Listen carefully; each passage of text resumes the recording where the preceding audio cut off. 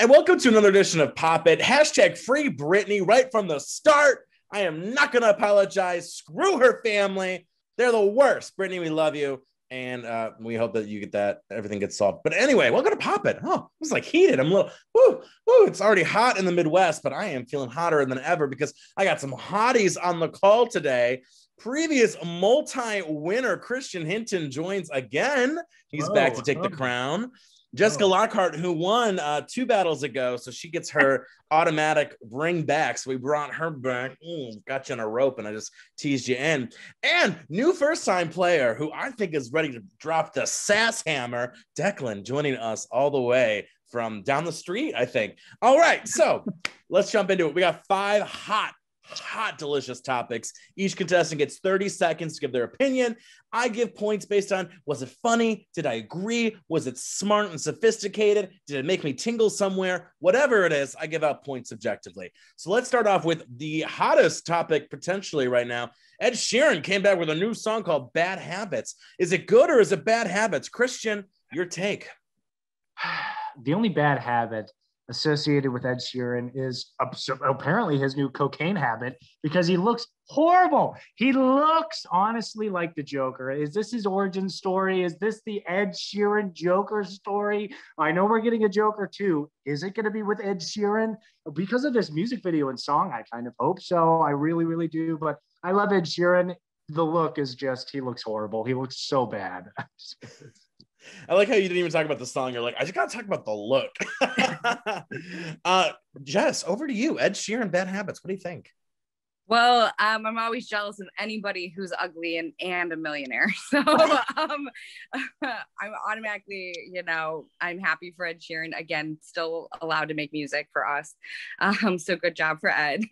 But yes, his music video, talk about, like I said, I thank goodness for CGI. His face does not look like him at all in it, but that's not a bad thing at the same time. So, but I think it could be like a chill summer bop. It wasn't too crazy. No, that's the your bass. Time. That's your time. Declan, what do you think of Bad Habits? Y'all are fake as fuck. I thought it was a good song. I for the first 2 minutes, I was great. And then after I hit the chorus a couple times, I was like, okay, next.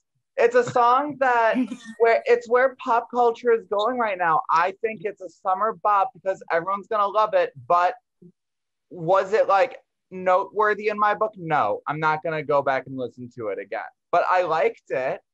I drive it around to it, but it's fine, but I liked stuff in it. He looks nice. I like this new era where Pose is going. Okay, that's your time. That's your time. I gotta agree with Declan. Y'all are fake app. That song went off. It is not rememberable. I definitely agree with that. But when I have 2 Long Islands in hand this summer at the gay bar, and that is popping over the speakers, you best believe I'm gonna be popping this beat. I gotta censor that. There's no way. My grandma watches this. Anywho, I thought the song was good. It was okay, and I definitely think he does look a little ghastly. So, have a hamburger, Ed, please. All right, our second topic. We have George R.R. Martin behind Game of Thrones. He's the author. He said, "Girls, I thought the books were going to be ahead of the TV series. That's my bad. And, I wish the ending was different. It's going to be different in my books." Is he serious with these excuses? Is he for real? Declan, what do you got to say about this? Girl, I've never seen a show turn into a dumpster fire so fast in my life. They did that in literally 1 episode. And I think for each of us, it's a different single 5-second instant where automatically it's garbage. I can't talk about it. Honestly, I didn't know who you were talking about when you said George R.R. Martin, but then I remembered he actually wrote it. And the fact that he's trying to change the ending that he planned because we didn't like the ending he told the TV producers to do, you're fake as fuck. That is the new hashtag for this episode. Hashtag fake app. Jess, what do you think about this? So I've never been a huge Game of Thrones fan, just because I tried to watch an episode and just so much rape so fast, and so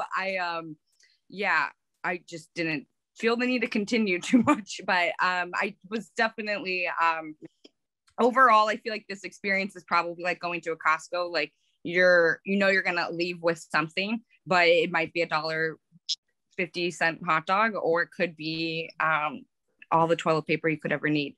So I just think it's another way of getting the fans together, and that's probably what he's trying to do. That's your before time. He's expected to make something else. That's your time. Christian, George R.R. Martin's big regrets. Are you sorry for him? What do you think? Okay, so my only cultural reference for Game of Thrones is the South Park Wiener Party song that they made for over the Game of Thrones music. So I don't know that much about it, but the thing about Game of Thrones is, and the thing about all these fan bases is, everyone wants to change the endings because no matter what, no one's ever going to be happy with the ending. Just like Episode 9 of Star Wars or even The Last Jedi, everyone wants the ending changed. The only George who should be changing things is George Lucas, and he should be changing the fucking ending to Last Jedi and also the newest Star Wars. I'm just going to say that. That's your time.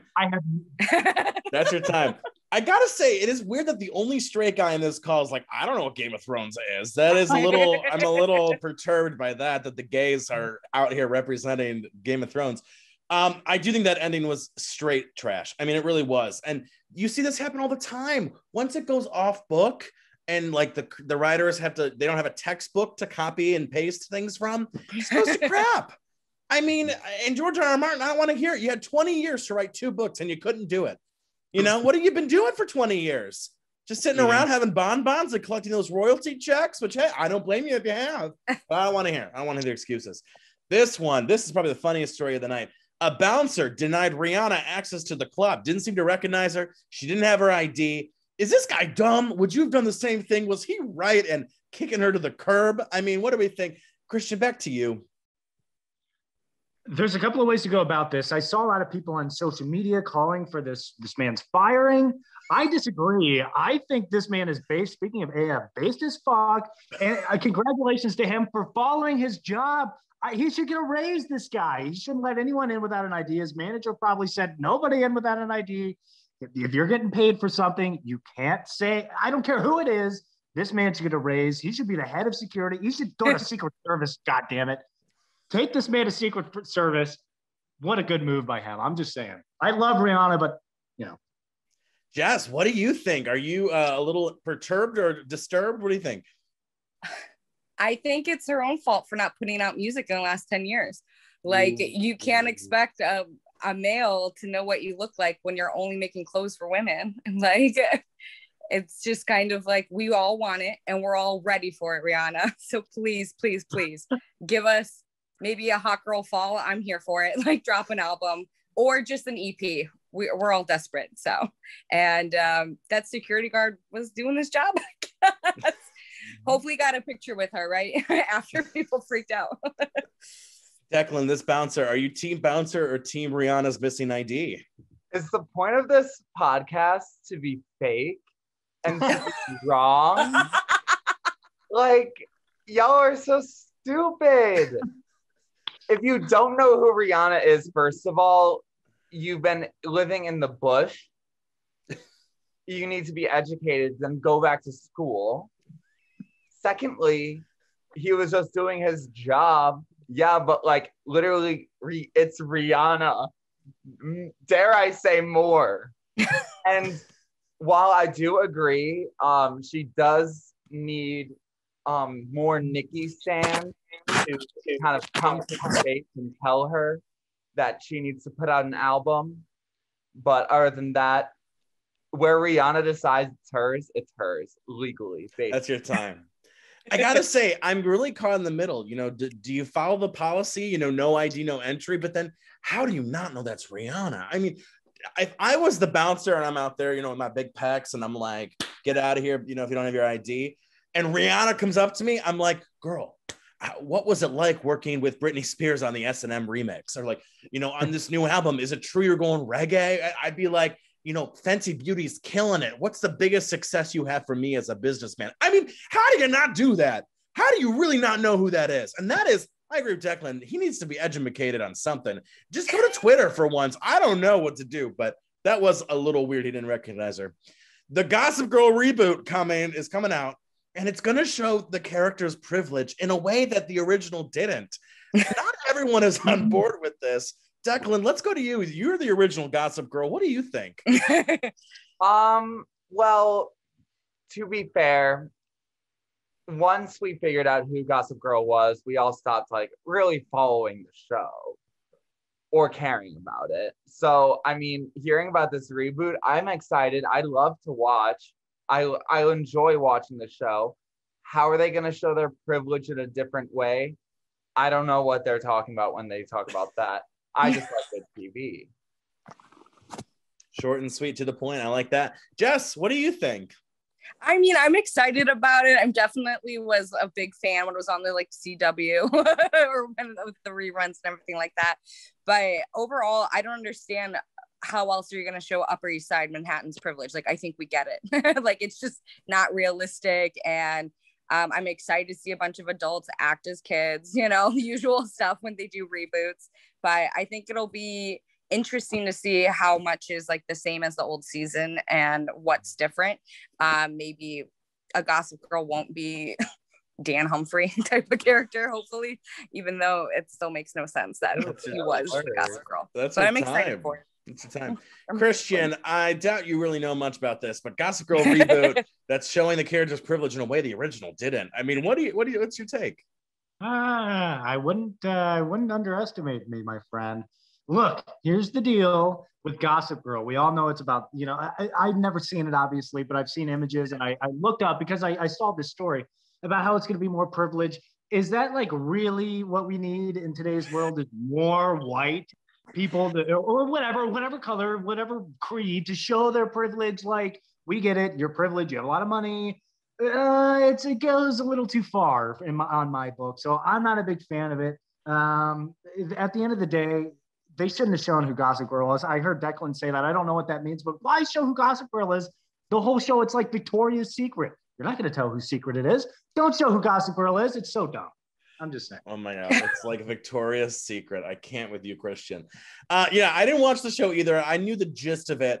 I got to tell you, though, isn't it just about rich people with their rich problems? How else are you going to showcase that? Like, is one girl going to be poor and it's like is it suddenly a documentary about class warfare and urban poor people? I really don't get what they're trying to do. I feel like they're trying to be woke, but then they're kind of going against what the show's about. So it's just confusing. It's okay to have a show about rich white people and their problems. You can do that, Gossip Girl. Okay, it's fine. Doesn't mean everyone's going to watch it, though. In terms of the most disgusting news of the week, Subway tuna sandwiches contain no tuna DNA. Subway says, girl, we got tuna in there. And the DNA says, no, you don't. Christian, are you a Subway connoisseur? What do you think of this? So I stopped eating Subway after this whole Jared thing. The only tuna that's being eaten, it's like they're feeding us kitten. What is this? Fancy Feast. They're feeding everyone Fancy Feast at the end of the it's really, really disgusting. Subway is disgusting. Jared was disgusting. The only thing I liked from Subway was their Sammys or whatever that was, like the little sandwiches. But they haven't had those since 2008. And, you know, they haven't had decency since they hired Jared as their big spokesman. Okay, so I'm not a big fan of Subway. I don't even want to breathe air of Subway. Oh, Jess, what do we think of the Subway tuna fiasco? I think if you go to any fast food and you're shocked that the meat is not the meat that they're advertising, you're silly. It's just kind of, it's exactly like imitation crab. What is it? It doesn't matter. It tastes good. That's what matters. And I've never had the tuna at Subway, but I am a fan of Subway because you can walk in and tell them what you don't want. Sometimes that list is shorter than what the things you do want on your sandwich. So I'm still not above Subway ever. And but Jimmy John's I do have ishes with, but overall it's kind of what you expect. I expect fast food to lie to me at this point. We're gonna have to have a Pop It fast food special and bring Jess back on to air her grievances because I want to know more about that. Declan, the tuna and the tuna sandwiches just swam away. What do we think? I don't eat Subway. I feel I'm above this question. Thank you. Oh my. Oh. Wow, the Gossip Girl jumped out in that response. All jokes aside, I do love their fast food when you know what is edible. I never have heard of someone going to Subway and getting their tuna. So I think that says a lot. The moment personally that I refused to go back to Subway was when I was 8 years old and I was at the Sandusky Subway and there were fruit flies everywhere. And I went, 8-year-old me goes to the Subway lady, ma'am, there's fruit flies all over the vegetables. And she went, no joke. She went, what fruit flies? You can't just wave your hand and suddenly the fruit flies are gone. Also, I'm 8, not in a coma. Don't try and pull this on me. Ever since then, Subway, F you. I can't stand you. I agree. Jared's the worst. You hired a pedophile who paraded around in very nasty looking jeans, to say the least, for 10 years. And now you have the audacity that you don't even use canned tuna. You're using listen, if they said, hey, girls, we're using canned tuna, that's fine. I know you say F the Dolphins by using your canned tuna, but that's okay. No, there's not even tuna on your tuna sandwich. My God, this is like late stage capitalism if I've ever seen it, and I can't stand it. All right, our final totals we have a tie for first place. So we have Jessica with 28 points, but the boys with 29. Oh, Declan and Christian tied at 29. I was expecting that. The comments were spicy. A lot of first times in this podcast here today. Wow. It is actually a YouTube video series, not a podcast, but podcast. I'm not going to complain. You guys are here. That's all that matters. Well, Jess, we're going to have to bring you on in the future. Declan Christian, 2 weeks from now, if you're free, we'll do another round and get more spicy opinions from the two of you because, man, you two are like water and ice, Elvis and Costello, unless that's the same person. Anyway, thanks for joining Pop It. Remember, #Free Britney, and we'll see you next time. Peace out.